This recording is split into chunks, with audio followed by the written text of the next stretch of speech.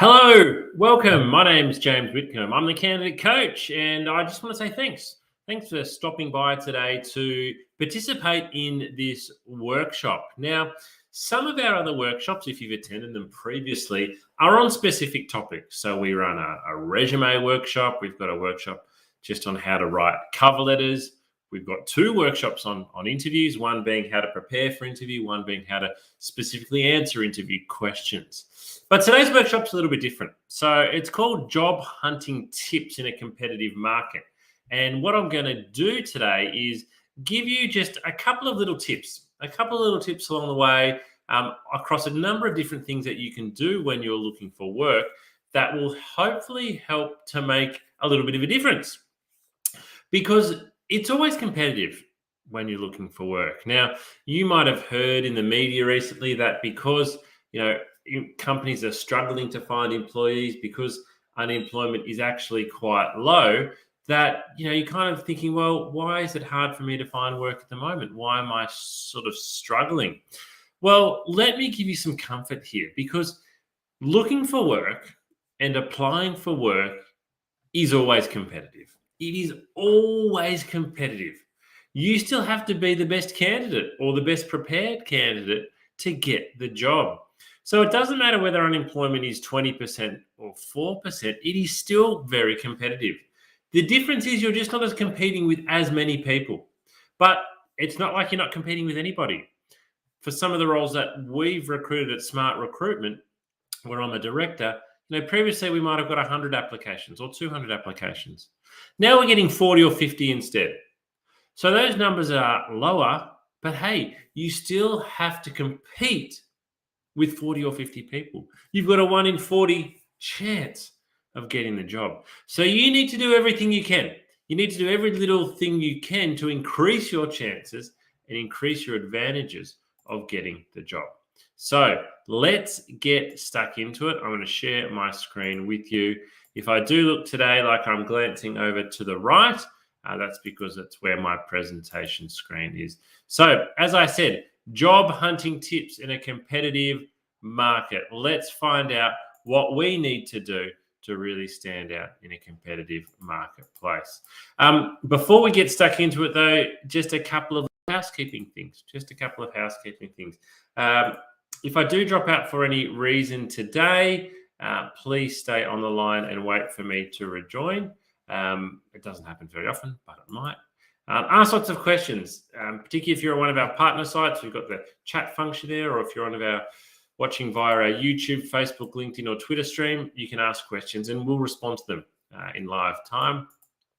But also take lots of notes. So if something stands out to you today, remember how it stood out for you the first time that you heard it. Write it down, go away and put it into action.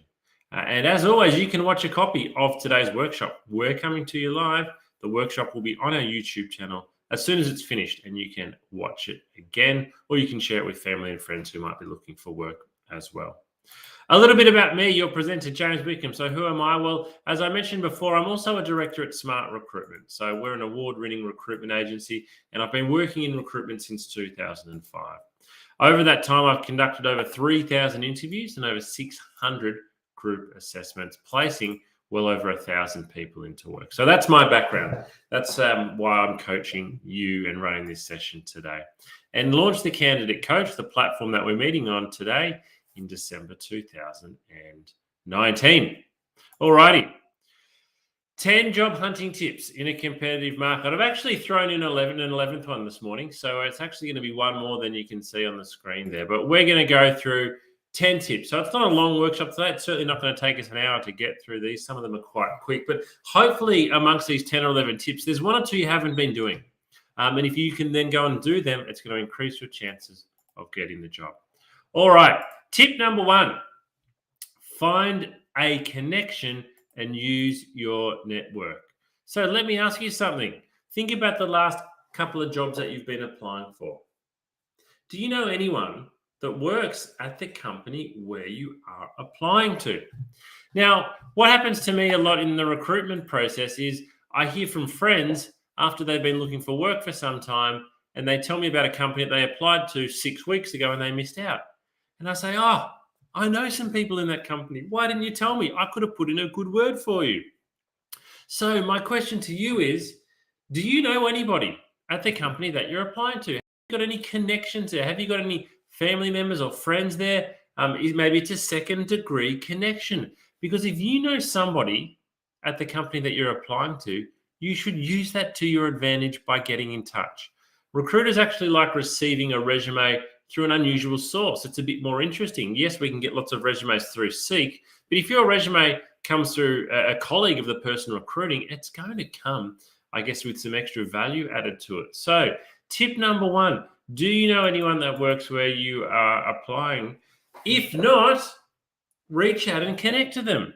You've hopefully got a LinkedIn account.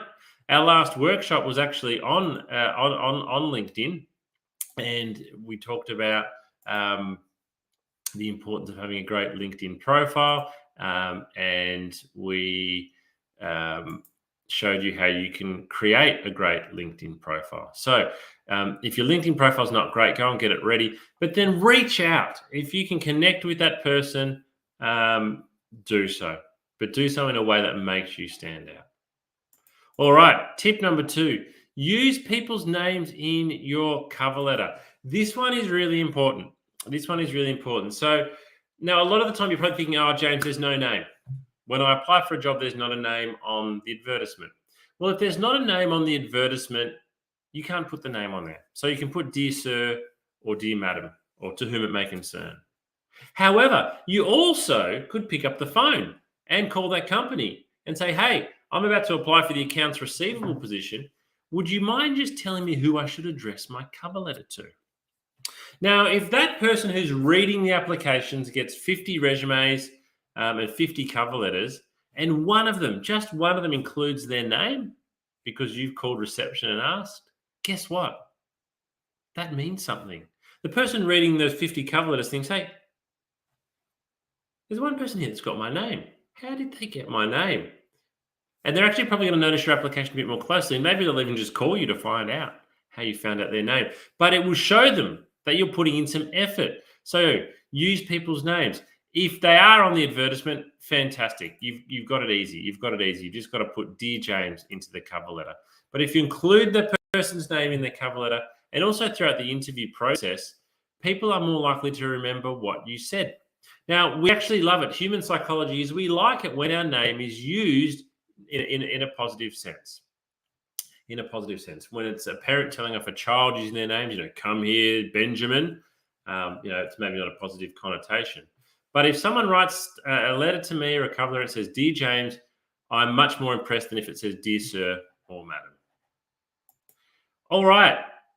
You might need to take notes, though. So particularly if you're a student and you're going to job fairs or careers fair at the moment, and you are meeting people, you're going up to the booths, what I would always encourage you to do is to take a notepad along. And so if you go up to a booth for a company and you talk to them about their graduate program and it sounds really good, write down the names of the people that you're speaking to.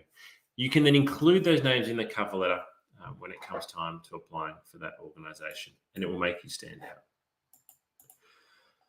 Alrighty, tip number 3. Have an achievements-based resume. So what do I mean by achievements-based resume? Well, first of all, if you haven't attended our resume workshop, I would encourage you to go and watch the recording of our latest one, which will be on our YouTube channel. And we talk about the importance, and I show you how to include achievements on your resume. But basically what I want your resume to be is a document that sells you, it promotes you. If you've worked in McDonald's for the last 2 years, that's fantastic. But guess what? I probably know what you did in that job. So what your achievements actually tell me is how well you did it. And that's what I'm more interested in. So make sure you list achievements. 2 or 3 achievements listed for every job, and they need to be. You need to have some achievements on the front page of your resume. So change your thinking with your resume. It's not a boring academic document that just has a history of where you've worked. It needs to highlight and sell and promote you. And the best way to doing so is with your achievements being presented loudly and clearly. Everyone has the same qualifications when they're going for jobs? Well, not everyone, but most of the time. Again, particularly if you're applying for graduate jobs, everyone's got the same qualifications. It's your achievements that actually make you stand out. So go away and make your resume achievement based. Tip 4, show what you know about the company and the industry. So the second part here is probably the tip part, because you would be fairly aware that it's pretty common sense that when you're going for an interview or you're applying for a job, you do some research so that you show you know a little bit about the company. That's kind of the minimum standard. But if you want to stand out, a really good tip is to show that you are interested in the industry. You know what's happening in the market that you're going for a job in at the moment. You're interested in the goings on of the economy. But if you can specifically bring that together in your interview and show that you understand the industry, you're passionate about the industry, you're up to date with your industry knowledge, that speaks volumes to the recruiter. So when I meet a candidate and they mention it, maybe they say, they mention I read in the industry news, or I read this article about, what's happening in the industry, or asks me a question around the industry trends, I think, yes, this candidate isn't just after a job. They like this industry. And if they like this industry, they're going to like working for our company. So tip number 4 is show what you know. Work it into your cover letter, work it into your interview. Show what you know about the company. Because lots of candidates do research. So if you want to stand out, your research needs to be better. Than the other candidates. So where can we go? Well, company website, careers pages, they're the first two. They're the easy ones. Press releases, annual report, and other industry news sources are where you should really be going, in particular, if you want to stand out. Tip number 4. So let me share with you a really important example. And if you've attended any of my workshops previously, you'll know what I'm talking about here. I'm going to share with you a LinkedIn post from well-known recruiter Stefan Wheeler. Now, Stefan, sorry.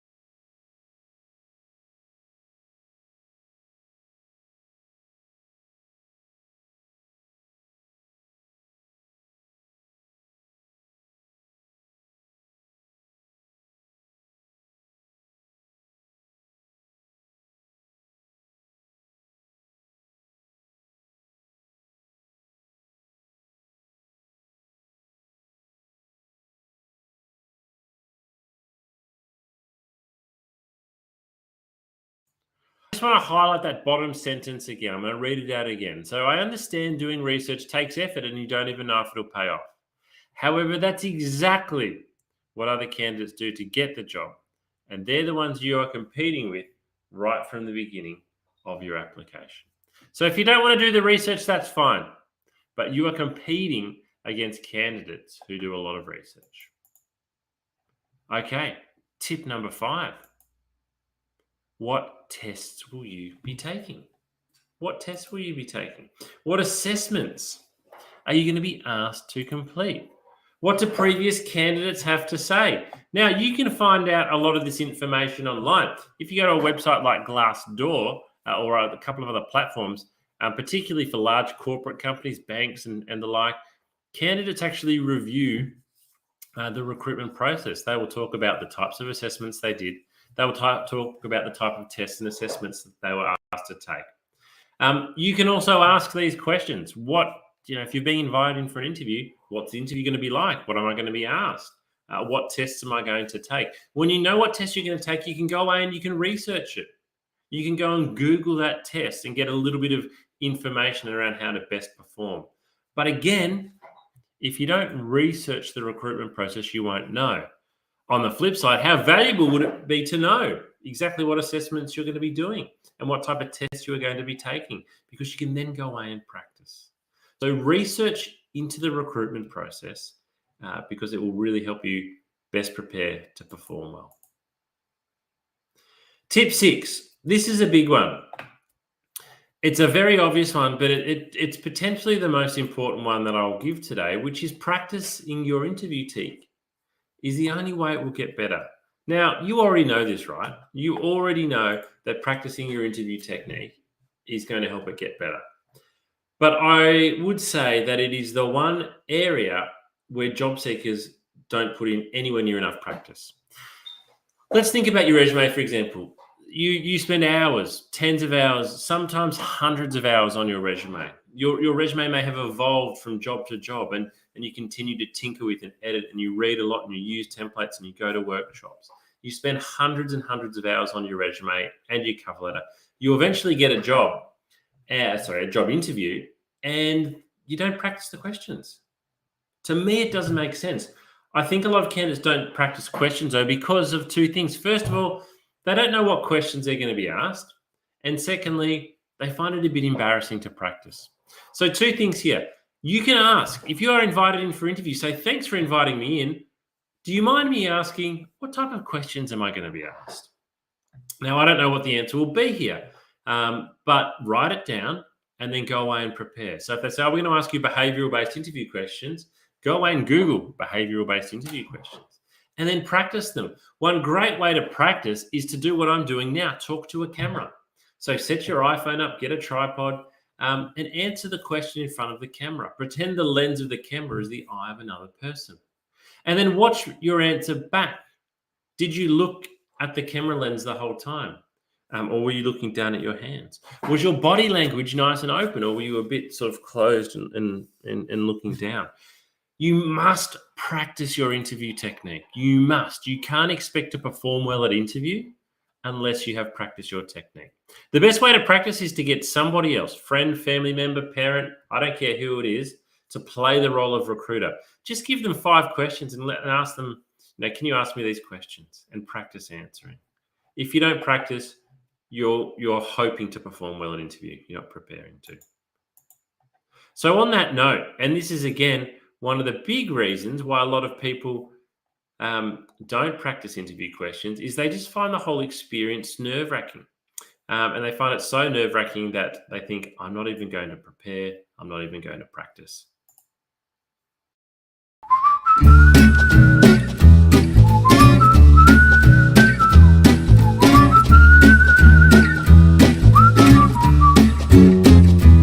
Thanks for joining us at The Candidate Coach, Dr. Barker. Tell us a bit about your background and the type of work you do. I am Dr. Sarah Barker. I'm a clinical psychologist. I've worked in workplace mental health with Black Dog Institute for the past 7 years.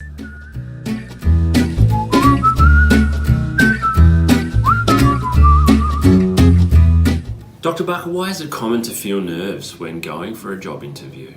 We commonly feel nervous, and I would say most people feel nervous when going for a job interview because we feel a lot depends on it and that we're going to be evaluated as well.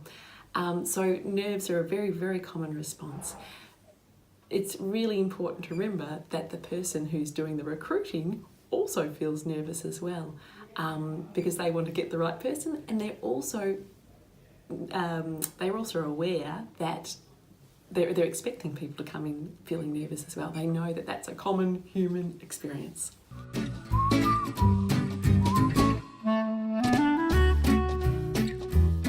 What can we do before the interview to help best prepare so that we're not overcome by feelings of nerves and anxiety?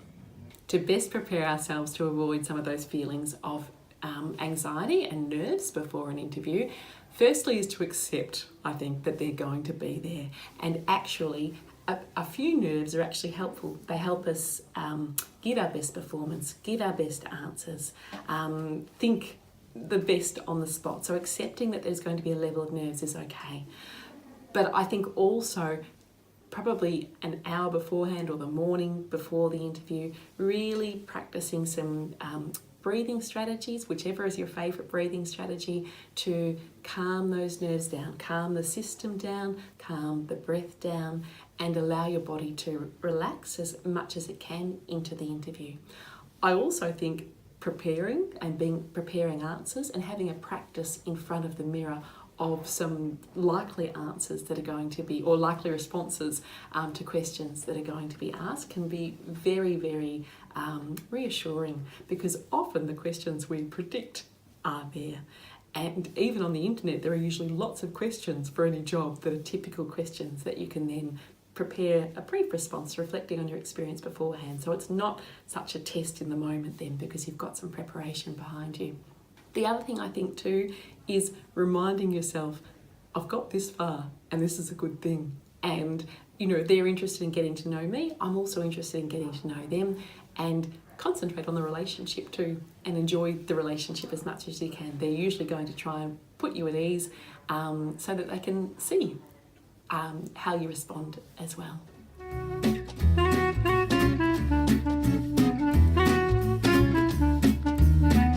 And what can we do during the interview if we feel a bout of nerves or anxiety coming on?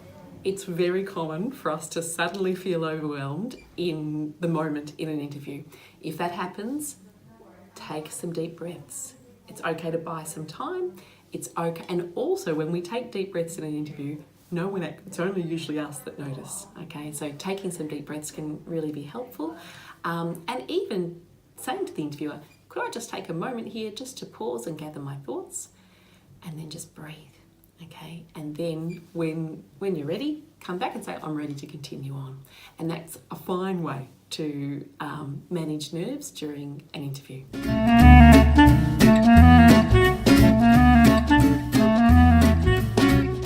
One tip that I think is a really useful one is to have a practice of your responses to the likely questions in front of the mirror. Something you might notice is that the questions you're feeling more confident about, you'll smile more, you'll be more relaxed, you'll, strut your stuff a little bit as you respond. You'll notice too, the questions you feel less confident about, you might stop smiling or your face might change. Those questions are the ones you need to practice a little bit more at, and remind yourself of your confidence with that, or prepare your answer so that you do feel more confident, because your face will actually tell you in the mirror, and that can be good preparation for the actual interview of knowing where to focus on in feeling more strong in your responses.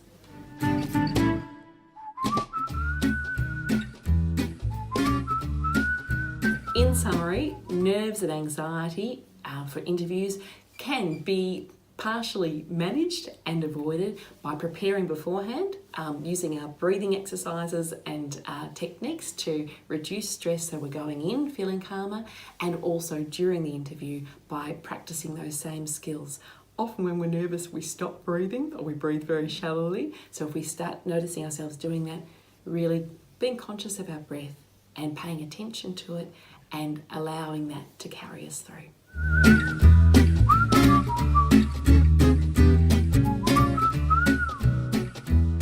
Thanks for watching today, and we hope this has helped you best prepare for your next job interview.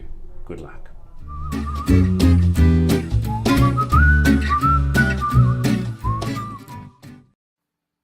Question for you. Who would you rather work with? Somebody likable or somebody unlikable? Well, it's a silly question, it really isn't, because the answer is obvious. We want to choose the person on the left. We all want to work with somebody who is likable. So, tip number 8 for you is actually to be likable. To be likable. When you're going for a job interview, the person that's interviewing you is potentially thinking to themselves, do they want to work with you? This job might be sitting next to them. So they're thinking, do I want to sit next to this person for 8 hours a day, 5 days a week, 48 weeks of the year, the next 3 years? Do I actually want to do that? Is this person coming across as a type of person I want to be around? Now, it doesn't sound very technically appropriate for a job interview, does it, to be likable? But we are all humans. It's within our nature to feel like this. So you need to be likable simply because it will increase your chances of getting the job. Tip number 9. Tip number 9. Ask great questions. Ask great questions. I talked before about the importance of going away and doing some research into your industry and company. Use that research to ask questions, because at the end of every interview, the person's going to say to you, do you have any questions at all for me? Now, when I ask that to a candidate, do you have any questions at all for me? If they say, oh, no, you've answered everything that I wanted to know, I think that's really bad. That's really bad. You should have come prepared with a couple of questions. So what I recommend is to write down 6 questions, and you can take them written down. You wouldn't ask 6 questions, but you want 6 written down, because if you only take 3 and a couple of questions are answered, you'd be stuck with nothing. So prepare in advance some questions, but into those questions, work your research into them. So if you've gone away and researched the company and you've found some interesting information, base one of your questions around that information. You're using that question to show off a little bit, to show you've done some research, but it will make the recruiter think, wow, this person's really done their research. And that's a great question. I actually am really impressed when a candidate can ask me a question that I don't know the answer to, because they've done more research than me. Don't ask about the salary or the location. Don't ask those basic things. Use this as an opportunity to really stand out. Tip number 10. Positive, responsive communication. I cannot tell you how often it is difficult for me to reach a candidate. I will be calling candidates today who have applied for a job yesterday who won't answer their phone and won't call me back. Make sure you have an active voicemail. Make sure I can leave you a message if you can't answer. Make sure you call back as soon as you possibly can. Answer the phone positively, professionally, and expect that that phone call is going to be from a recruiter. Show interest in the person you're meeting beyond what's on just the careers page. So ask them about themselves. Why do you like working here? Tell me a little bit about your journey. It helps to build rapport and build a connection, and it makes you more likable. Ask for honest feedback. There's absolutely nothing wrong with actually saying at the end of the interview, do you mind sharing with me how I performed today? I'd really like this job, so I'd be keen to know. If the recruiter says, oh, look, I can't, I'm sorry, I'm not allowed to, that's fine. But they might actually answer the question and give you some great insight. Either way, what you're showing is that your performance at interview is important to you, and that's because you want the job. So have a thankful attitude when you're leaving. Thanks for speaking with me today. Whether it's on the phone, thanks for speaking with me today. Thanks for meeting with me today. Thanks for taking the time to look at my application. Polite, being positive, it actually can make a big difference.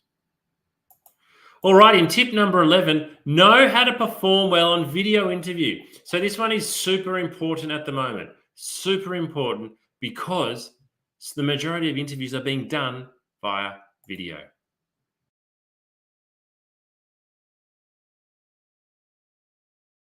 Hi job seekers, James here from The Candidate Coach. One of the most common questions we've been receiving lately is around how to best prepare for a video interview. Due to the circumstances over the last 12 to 18 months, video interviews have become the most common way of meeting a candidate, replacing the in-person, face-to-face interview. So here are my top tips for what you need to do to make sure you are best prepared and presenting yourself as well as you possibly can when your interview is over video. So there's 4 main things that you really need to consider. The first thing is camera height. This is the biggest mistake that a lot of people make, is getting the height of their camera wrong. If you've got a laptop, for example, that is sitting on a desk, you need to lift it up. The camera should always be at eye height. You want to imagine the lens of a camera is the eyeball of a person. So if you are looking down at your laptop or your phone, it's going to look back up your nose. So keep the camera positioned at eye height. One of the great ways to do that is to buy a tripod, something like this. So if you don't have a tripod, it's well worth going out and spending the money. Here's another one that I've got here. This one in particular I find to be really, really good. These have both got lights which help, but this one here, you can adjust it to a full standing height if you like. And it's available for not much money from a retail store. The second thing that is really important is the lighting. So having the light shining on your face. You don't want to have light shining from behind you because that creates a lot of glare. So have the light shining on your face, sit with a window facing you so that you are looking nice and clear on camera. The third thing is audio. You need to be in a nice quiet space so your voice comes across clearly, so that you don't have to yell, so that the sound is not distorted. If you are using a laptop, make sure you check about the sound direction. Some microphones only record from directly in front, and if you tilt your head sideways, the audio quality can go down quite significantly. And the fourth thing is, remember to show some personality with video interviewing. A lot of people speak to a camera in a different way that they speak to a person. So again, look at the lens of the camera and imagine you're speaking to a person. Smile, talk with your hands if that's what you do, but don't look around the room. If you're nervous, don't look down at your hands. Look at the camera and give an answer as if you were giving it to a person. This can be challenging, particularly if you are being asked to record answers and there's not actually a person that you are speaking to, but personality definitely comes through on video, so make sure you show yours. And with everything, practice. If you're not sure how you're going to present, or you think, I don't think this is going to work really well, set up your camera, hit record, and just speak to the camera. Talk, see how you look, and practice several times. This is going to be the new norm, or not the new norm, it is the norm for quite some time now, so it's really important that you understand how to best prepare for video interviewing. Good luck.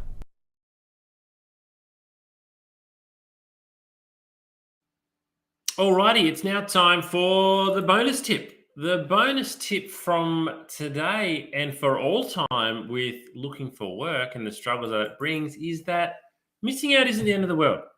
Missing out isn't the end of the world. I see this with job seekers all the time. They get their heart and hopes pinned on one particular job. Or they give themselves 3 weeks to find a job. And when they haven't, they think it is the end of the world. But it's not. It might mean you need to change your expectations. What I'd say is, if you're not getting close and you're not getting at least to that interview stage, you need to change something. You need to change something. So if you're sitting there today and you're watching this workshop and you have applied for literally hundreds of jobs, first of all, I really feel for you. I work with a lot of job seekers who are like that, and I understand, how upsetting it can be. But what it means is if you don't change something, the result's not going to change. If you keep on sending out that same resume in the same format, in the same way, you are only going to continue getting rejected in the same way. So you've got to change something. Even if you change something and it doesn't work, continue to change things up. Changing your cover letter, changing your resume. Maybe it's calling up about a job. Maybe it's walking in with your resume to a retail place and dropping it off and showing how well presented you are. But if you are really struggling and you're not getting anywhere and it's been quite a while now, I would really encourage you to change things up. Now, if you're still wanting more assistance, a reminder of all the resources that are available to you on our candidate coaching platform. Look at them all here. We've got video coaching. We're actually up to 14 episodes now. I need to change this slide. We've got resume and cover letter templates that you can download. Interview questions you can download. You can take practice online tests, real pre-employment tests, and get your results. We've got checklists and articles.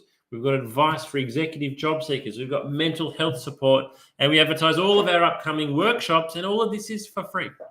All of this is available to you for free. So check out your candidate coaching platform and make the most of it. All righty. Well, thank you for attending today. We would love your feedback. We've got one more video that we're going to show you, but just before we do, please throw that link in, surveymonkey.com/r/candidate coach. In this survey, which only takes literally 2 minutes, I really just want to ask what you thought of today's workshop. Did you get any value out of it? And then we also ask, what else would you like? In our future workshops, we run 2 workshops every week. That's 8 workshops every month. We want them to be relevant for you. So in that survey, we also ask, what would you like us to provide more coaching and workshopping on? And as always, please follow our LinkedIn page to keep updated. Alrighty, we'll finish today with this video, which looks at one really important topic when it comes to recruitment, and that is looking after your mental health. So thanks very much for joining us today. We'll keep the chat function open for another 10 minutes and be in there answering questions. Enjoy the rest of your day. Thanks for joining our workshop today. My name's James. I'm the candidate coach. Bye-bye for now.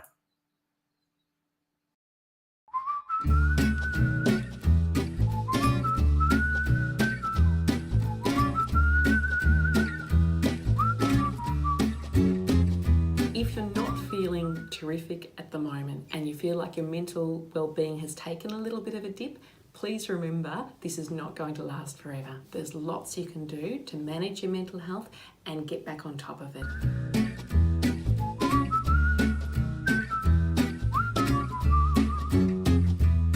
I am Dr. Sarah Barker. I'm a clinical psychologist. I've worked in workplace mental health with Black Dog Institute for the past 7 years.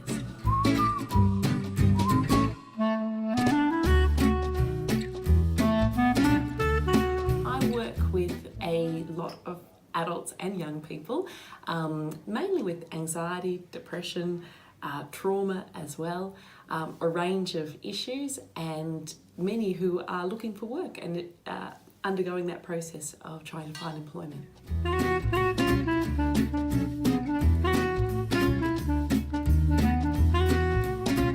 Looking for work causes mental strain because our identity is tied up with our work.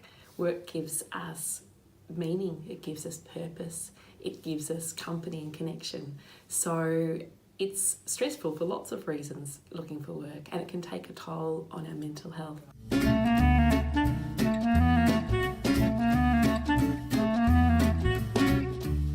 It's really important for us to be aware of the signs that our well-being and our mental health might be dropping. Probably the biggest sign is changes in behaviour. So that might be changes in the way we're thinking or talking to ourselves. We might be saying things like, who would employ me? I'll never get a job. We might be really down on ourselves and really hard and critical on ourselves when normally we're not so hard and critical. We might also, in our relationships, change our behaviour. We might be more snappy or more irritable with people that we love, that normally we might be a little bit irritable sometimes, but not irritable in that way. Losing interest in things that usually sparked us and ignited us and gave us joy.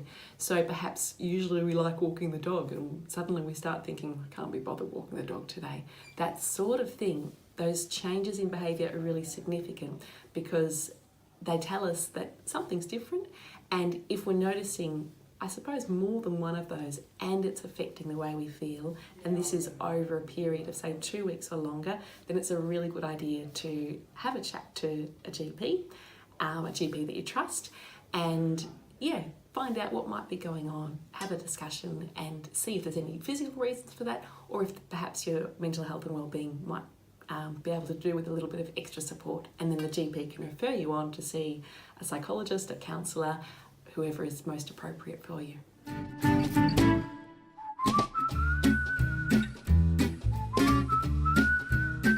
There are so many great things you can do to look after your mental health when you're looking for work, and it's really important that you do. My very top tip would be really talking kindly to yourself and being compassionate with yourself. I think when we're looking for work, we can have a lot more questions like, will I ever get a job? Will I ever be employed? It can feel like this could go on forever. So being kind to ourselves and saying things like, it will work out. There will be a day, my efforts will be rewarded. It will just take time. I just need to keep trying. Reminding yourself of your strengths. And that might even be tapping into people you love and asking them what your strengths are, because sometimes it's harder to find them when our mood's a bit low and we're feeling more worried. We can be harder on ourselves. I think that routine is really, really important to our well-being. When we're looking for work, we mightn't have such a regular routine because there mightn't be a 9 to 5 start and finish time for a job, or there isn't. So instead, thinking about looking for work as a job in itself can be helpful. Having a start time and a finish time can be really helpful, and some set tasks that you hope to achieve that day. Purpose is really important too. So purpose might come through routine, but it can also come through other things. Meaning's really important, and our work gives us meaning. So when we're looking for work, meaning mightn't feel like it's there as much. Part of what we can do is infuse those tasks with meaning. So I am doing these things today, I'm looking for work, and that is meaningful in itself because there's an end goal to this. It will be something that's good for me and good for the people that I love as well.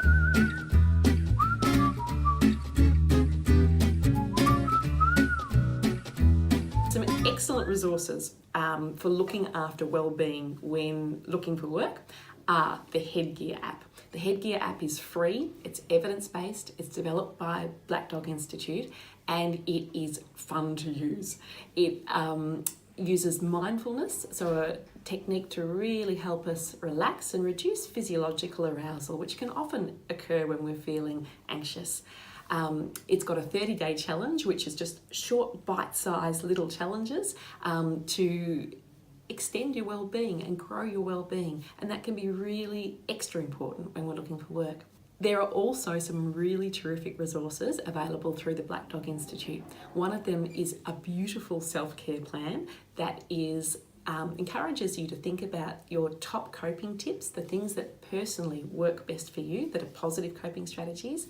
Another really good resource is through Beyond Blue, and they've got some excellent resources to look after mental health while looking for work, and also when people are recently out of work as well.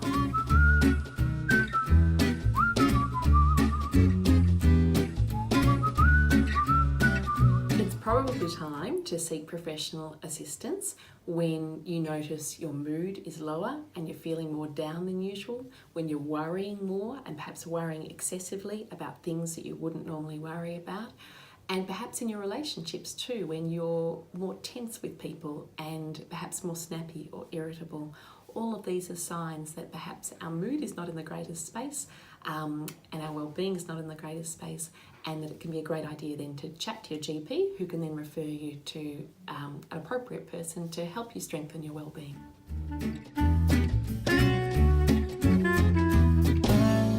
It's very common for people to have a dip, but please know that that's not going to last forever, and that there's lots you can do through looking after yourself, but also through getting access to professional support that can really give you a boost again and get you back feeling good as you're looking for work.